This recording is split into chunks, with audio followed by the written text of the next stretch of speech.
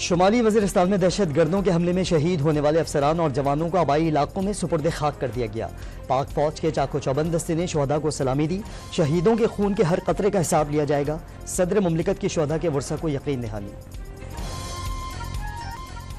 وفاقی وزراء کا تحریک انصاف پر شہداء کے خلاف سوشل میڈیا پر توہین آمیز مہم چلانے کا الزام۔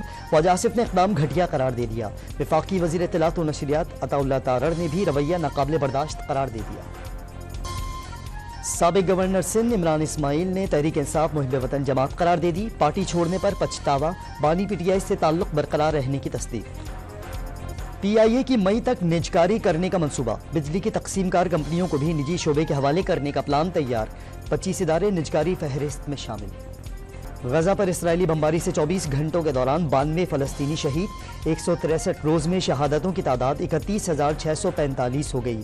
لاکھوں اہل غزہ کو افطار پر بھی بھوکے رہنا معمول بن گیا۔